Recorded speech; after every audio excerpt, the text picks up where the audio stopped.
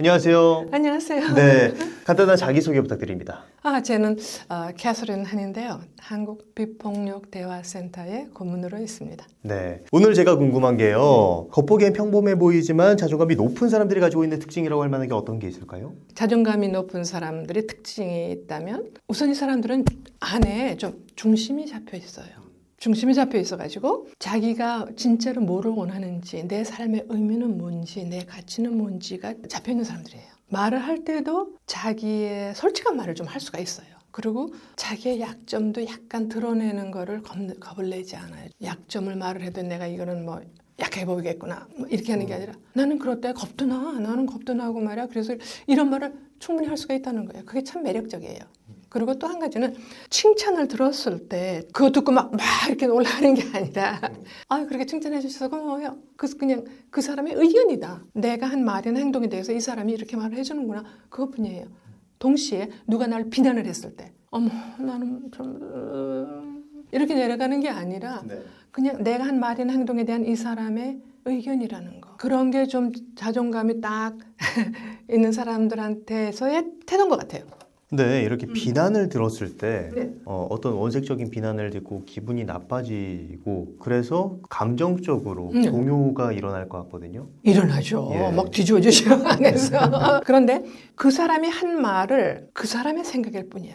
여기 만일에 20사람이 있으면 다 20사람이 또 다르게 나한테 한 말도 할 수 있어. 단순히 이 사람의 생각 선입관이라는 거를 의식을 하는 게 중요해요. 그러니까 상대방이 나에게 뭐 칭찬을 하든 비난을 하든 그건 하나의 이견일 뿐이고 내 자체가 되는 게 아니기 때문에 한텀 쉬어갈 수 있고 그걸 판단해서 나 자신을 지키거나 아니면 좀 더 유리한 방향으로 도움이 되는 방향으로 그 말을 받아들이거나 그렇게 하는 게 굉장히 건강하고 바람직하다는 사실은 잘 알겠는데 Yes. 네. 사실 그렇게 하는 게 굉장히 어려울 것 같아요. 네. 어떻게 그렇게 자존감이 높은 사람처럼 대화를 할 수 있는 걸까요? 자존감이 강한 사람처럼이 아니라 우리는 자존감이 문제가 아니에요. 내 안에 평화가 문제예요. 내가 성숙하는 거. 그래서 우리 비폭력 대화를 만드신 마하차라 선생님이 그런 질문을 많이 받죠. 그래서 그 선생님이 항상 하시는 말씀은 항상 똑같았어요. Practice, practice, practice.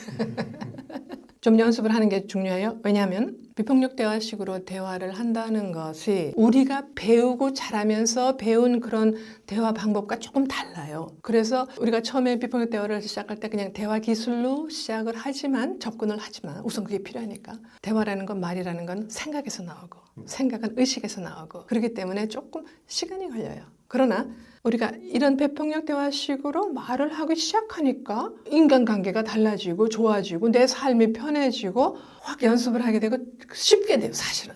왜냐하면 이쪽으로 하니까 매일 사는 게 에너지도 덜 들어요. 그냥 경쟁하고 설득하고 막 비난하고 막 이러면요 항상 긴장을 하고 에너지가 많이 들어요 사는데. 근데 내 마음을 알고 또 저 사람의 마음을 내가 알아주고 그러면은요 편해요. 에너지가 덜 들어요. 그래서 그 시간과 에너지는 우리가 재미있게 사는데 쓸 수가 있어요. 오히려. 그렇다면 어떻게 그렇게 대화를 할 수 있는 거죠? 어떻게 연습을 해야지? 네, 그게 어떤 방식으로? 여러 가지 방식이 있는데 제가 아는 방법으로는 비폭력 대화가 제일 효과가 있어요. 아주 쉬워요. 4가지 스텝이에요. 4스텝. 첫째, 관찰로 하자. 관찰. 예. 있는 그대로 보고 듣는 거예요. 근데 우리는 보통 있는 그대로 보지를 않고 평가를 해요. 이제 선생님이 만일에 내가 사무실에 들어갔는데 그래서 내가 굿모닝 그런 말을 했는데 다른 사람들은 나한테 잘 있었어 그러고 그러는데 선생님은 나를 안 보는 거야. 그러면 내가 뭐라 해?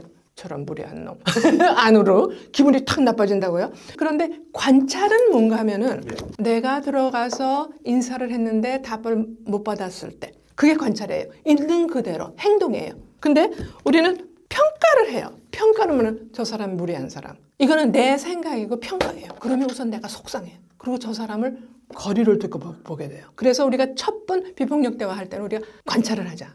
이게 평가를 하기 때문에 감정이 상하는 거네요. Yes. 내 생각. 그래서 우리가 막 속상하고 미워하고 막 그럴 때 특히 화가 났을 때, 분노했을 때, 막 누구 죽이고 싶을 때 그 원인이 그 사람에 대한 내 생각이라는 걸 알게 되면 훨씬 이게 범죄율이 내려갑니다. 그렇다면 이게 관찰이라는 게 있는 그대로 본다라고 말씀하셨는데 어떤 기분 나쁜 상황이 벌어졌을 때 그걸 있는 그대로 보기가 어려울 것 같거든요. 그럼요. 그래서 그 다음으로 내려가는 거예요. 예. 그다음에 느낌이네. 느낌. 그 일이 일어났을 때 내가 어떻게 일어나나? 어제 문자 3개 보냈는데 네가 답이 없었을 때 내가 걱정이 됐어. 근데 관찰을 안 하고 평가를 하면 너 어제 내 문자 씹었지? 응? 그러면 점점 이쪽으로 내려가는 거예요. 그다음에 이 느낌을 사람들이 많이 안 느끼려고 그래요. 나는 우아한 사람이니까 저런 정도로 갖고 내가 안 할 거예요. 이 느낌을 안 느끼려고 그러는데 느낌이 굉장히 중요해요. 느낌은 우리가 살아있다는 증거예요.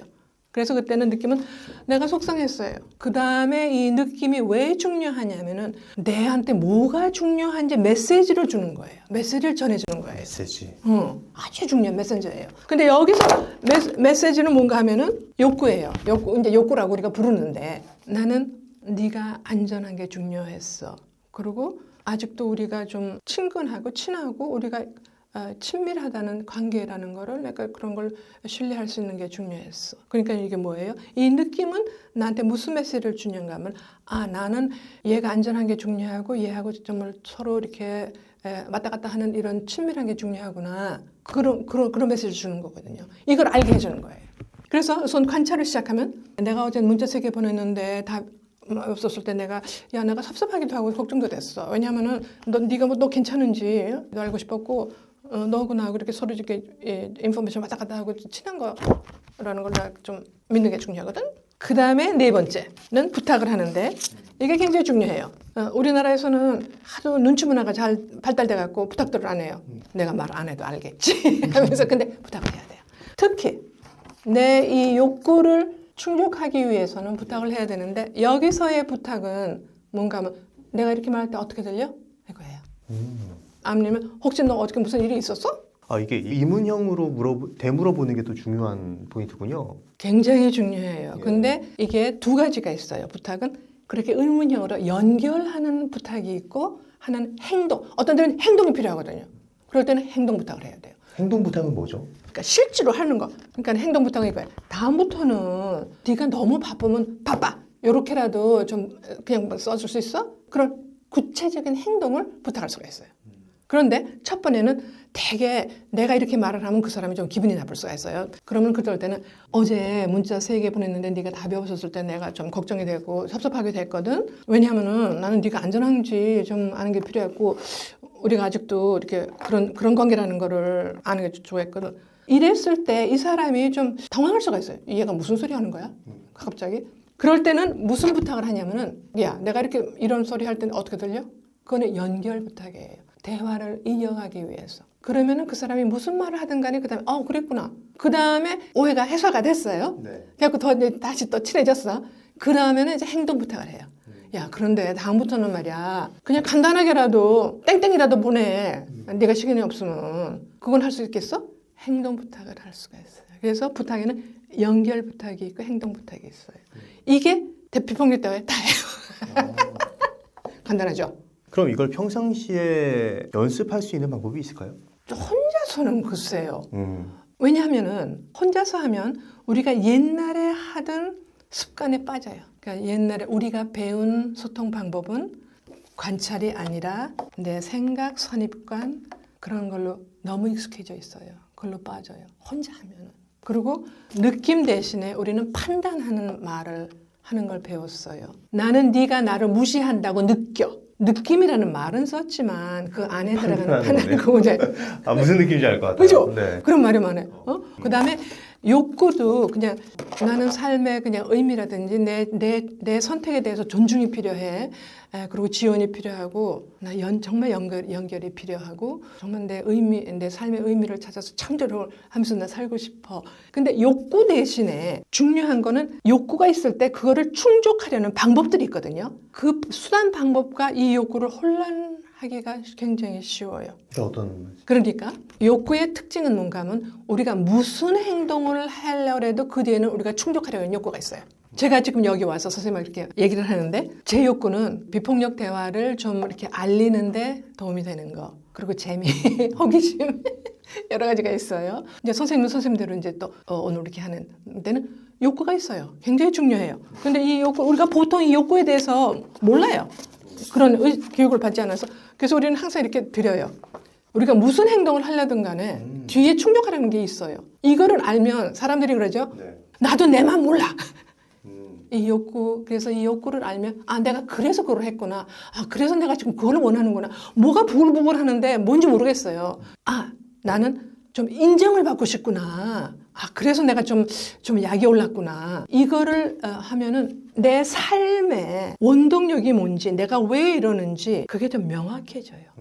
그러면은 내 시간과 에너지와 창작력을 이거를 충족하는 쪽으로 갈 수 있으면은 내가 굉장히 좋아요.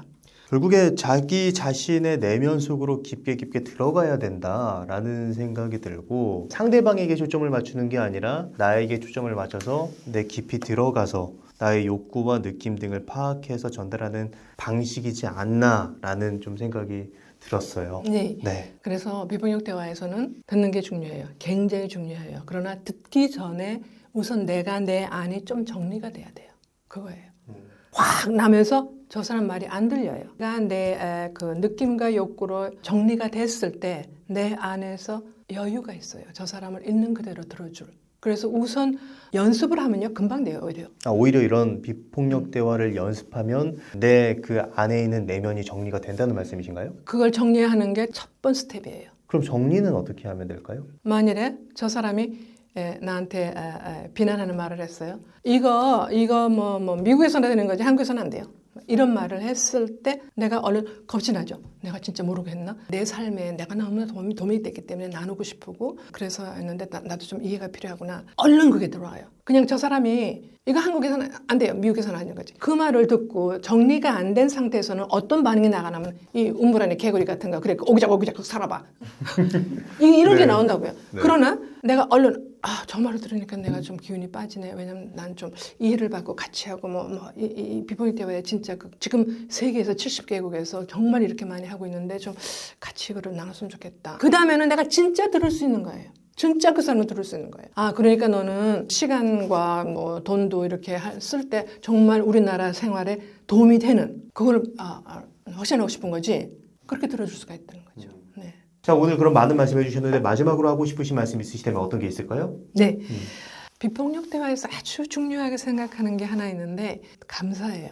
누군가 나한테 뭘 해줬을 때만 감사를 하는 게 아니라 감사 자체가 삶의 태도로 되게. 그래서 우리가 그걸 또 연습을 해야 돼요. 우리는 너무 좋지 않은 거, 위험한 거 여기에 초점을 두는데 감사의 태도로 살 때 세상의 문제가 해결이 됐다는 게 아니에요. 그럼에도 불구하고 어떤 감사하는 마음이 있어야 그 어려운 일이 생겼을 때 내가 더 지혜롭게 이걸 해결할 수가 있어요. 그래서 우리는 감사를 굉장히 중요하게 생각합니다.